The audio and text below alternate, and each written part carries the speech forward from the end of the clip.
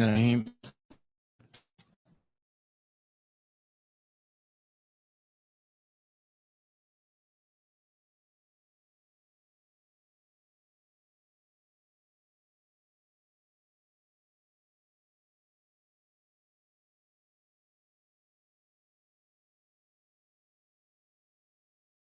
أحد عشر كوكبا And he said, "Oh, my father,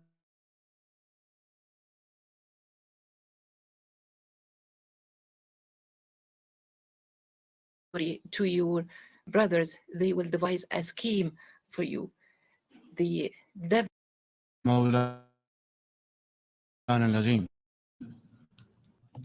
Mr. President, it's a matter of great honor for me to address the United Nations General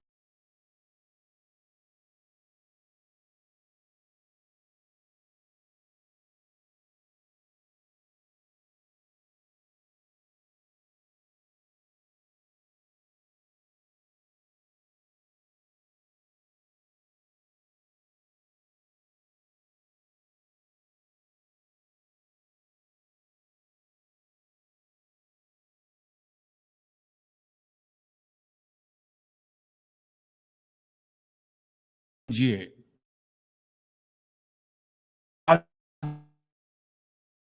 Azam Muhammad Ali Jinnah declared in 1947 that we stand by the United Nations Charter and will gladly make our full contribution to peace and prosperity of the world. Pakistan has stood by this commitment unwaveringly. Today, we are facing most daunting challenges. Genocidal war in Gaza, a dangerous conflict in Ukraine, destructive conflicts across Africa and Asia, rising geopolitical tensions, resurging terrorism, galloping poverty, stifling debt, and the mounting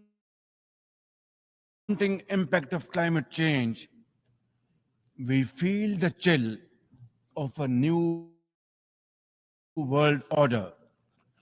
In response to these challenges,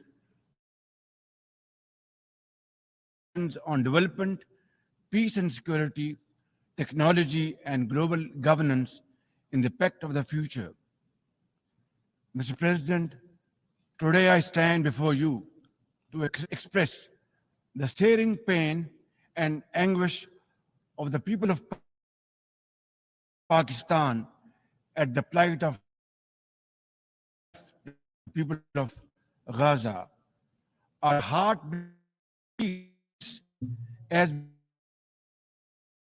witness the tragedy unfolding. Mr. President, can we, as human beings, remain silent while children lie buried under the rubble of their shattered homes? Can we turn a blind eye to mothers cradling the lifeless bodies of the children? This is not just a conflict, this is systematic slaughter of innocent people of Palestine.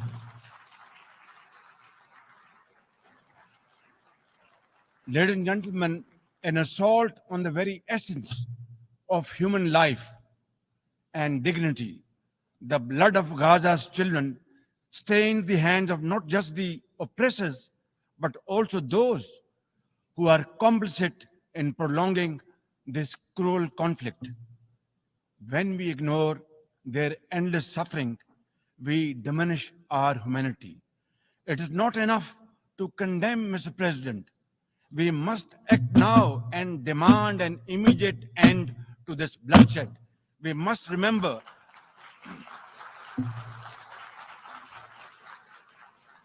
we must remember that the blood and sacrifice of the innocent Palestinians will never go waste. We must worry about their plight and difficulties and stand by them. We must work for a durable peace through the two-state nation, we must seek a viable, secure, contiguous, and sovereign state of Palestine based on the pre 1967 borders with Al Quds al Sharif as its eternal capital, and to advance the goals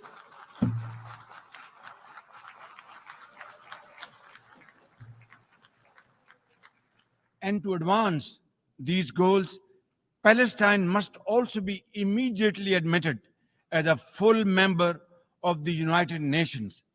Mr. President, in a span of a few days, Israel's unrelenting bombing of Lebanon has killed over 500 people, including women and even small children. The failure to implement UN resolutions has emboldened Israel.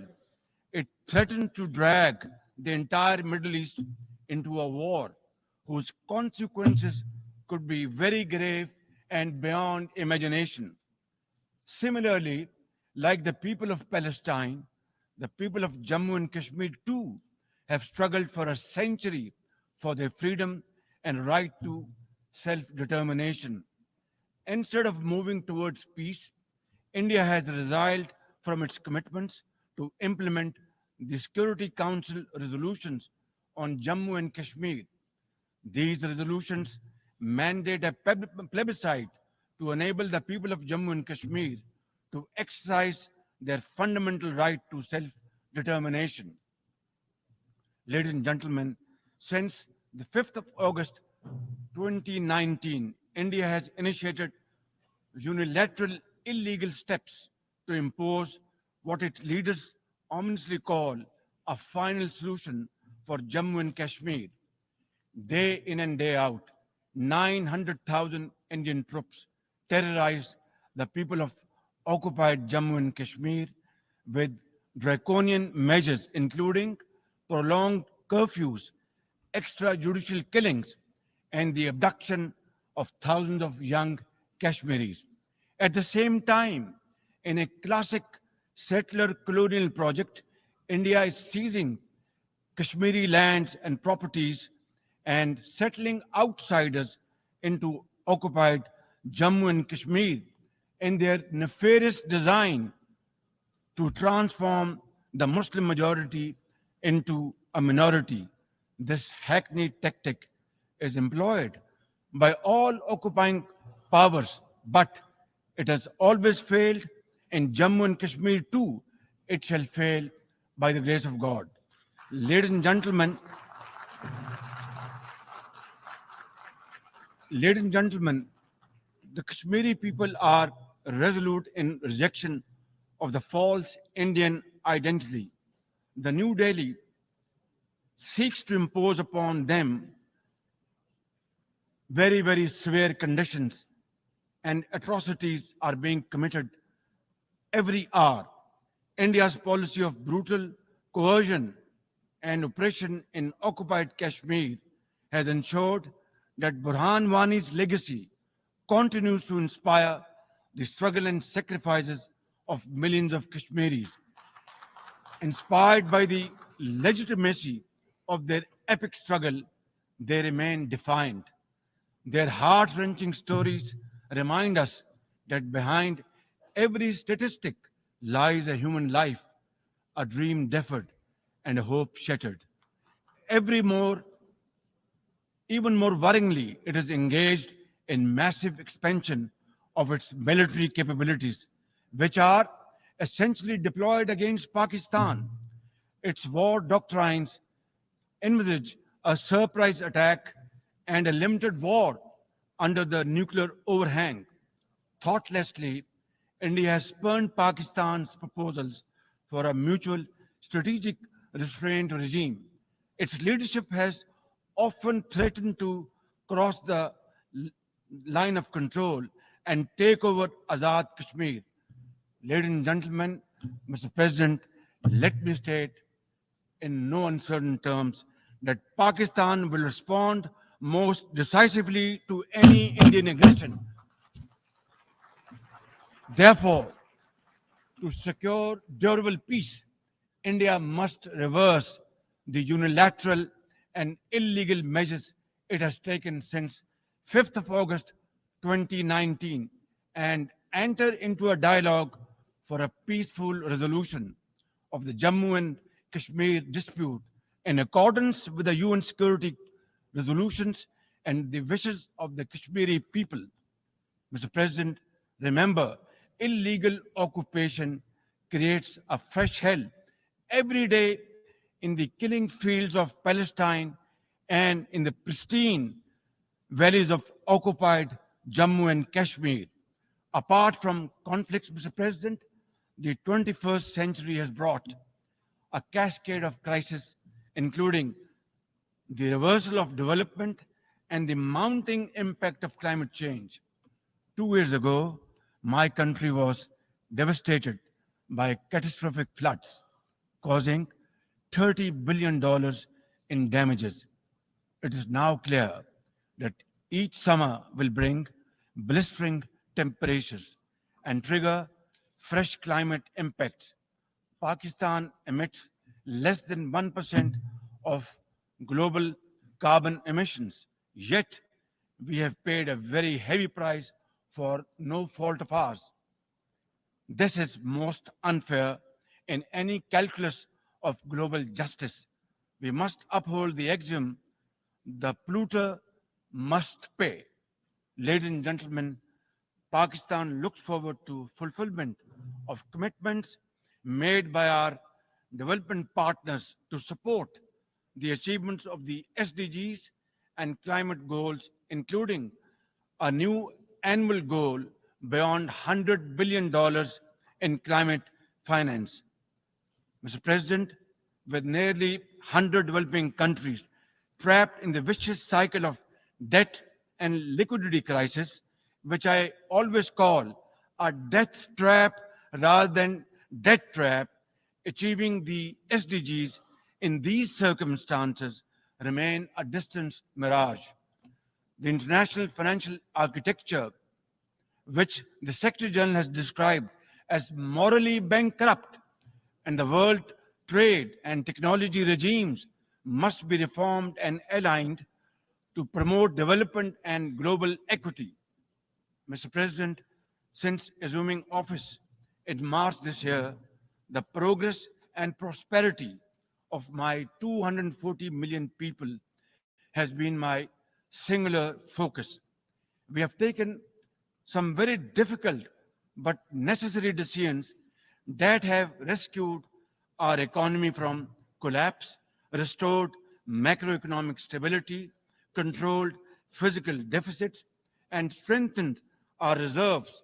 As a result, inflation has come down to a single digit by the grace of God, and the prospects for economic growth has revived.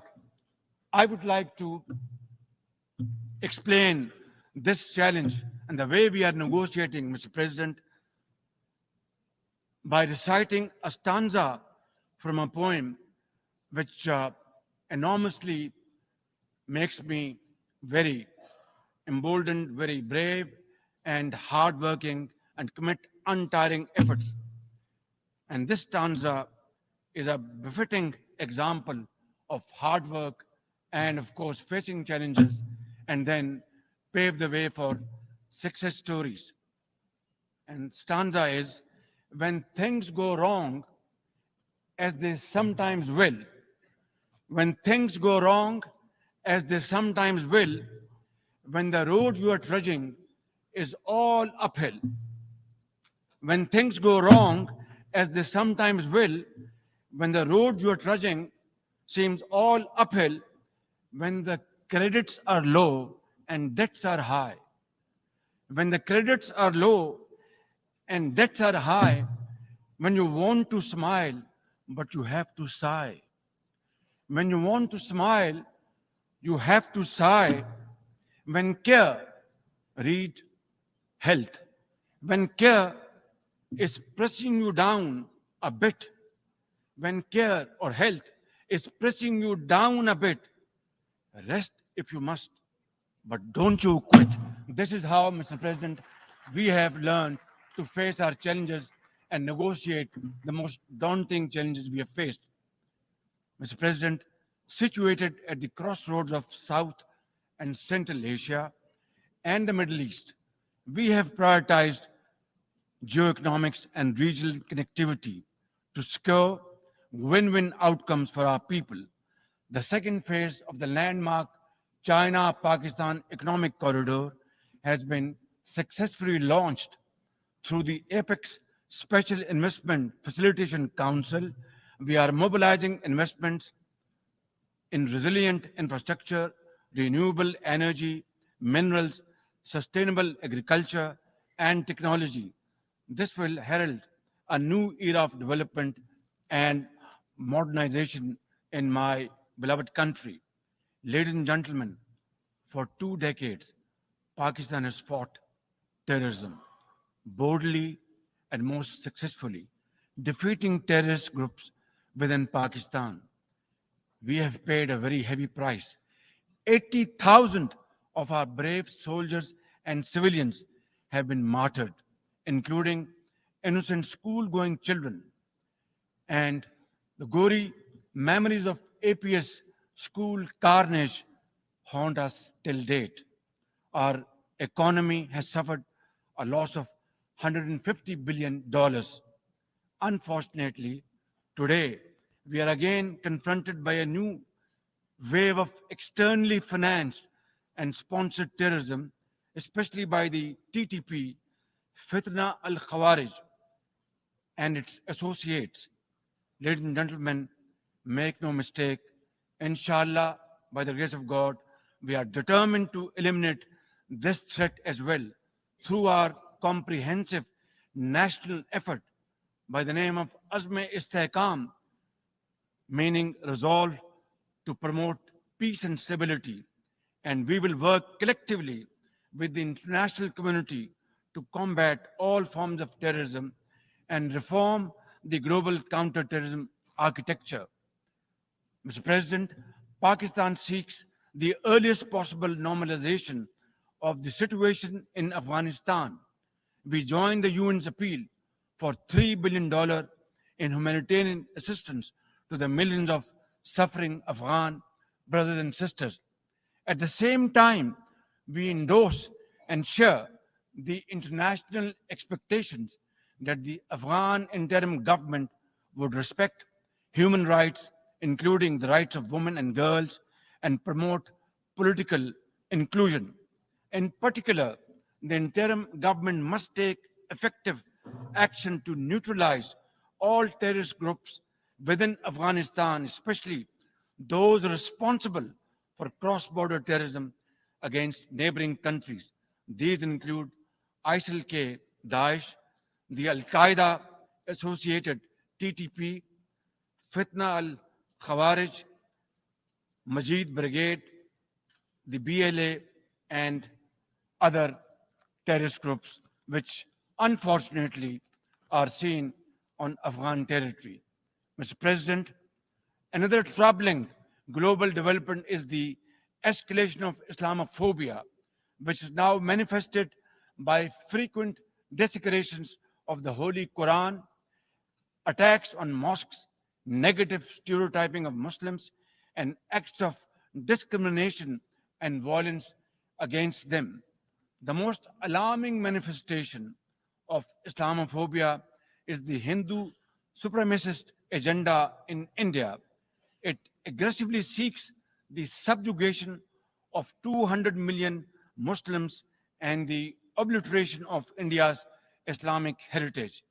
Pakistan and the OIC will work with the UN Secretary General and the Special Envoy to implement a plan of action to combat this scourge.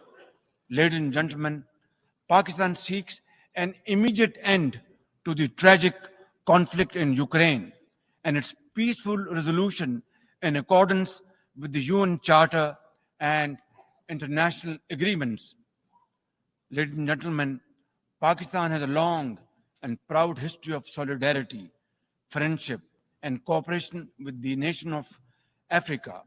We will continue to cooperate with them to counter terrorism and resolve regional conflicts, including through UN peacekeeping and peace building in the region.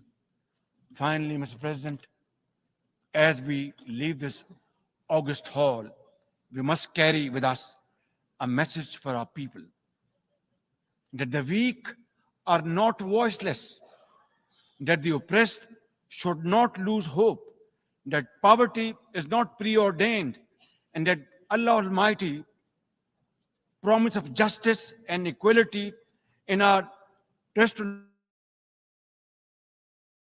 I thank you all and thank you very much for your time. God bless you.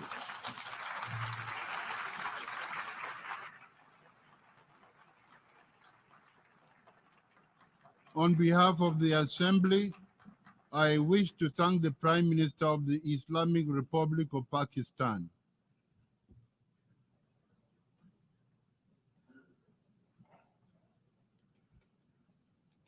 The Assembly will hear an address by His Excellency Benjamin Netanyahu, Prime Minister of the State of Israel. I request protocol to escort His Excellency and invite him to address the Assembly.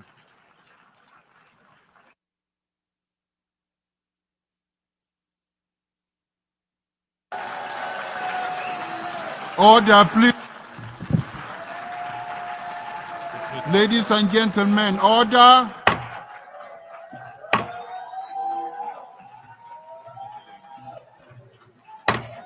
Order, please.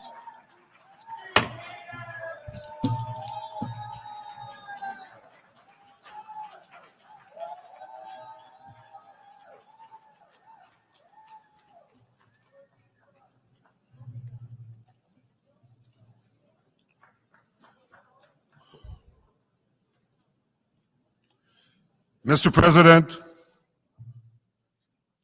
ladies and gentlemen, I didn't intend to come here this year. My country is at war, fighting for its life. But after I heard the lies and slanders leveled at my country by many of the speakers at this podium, I decided to come here and set the record straight.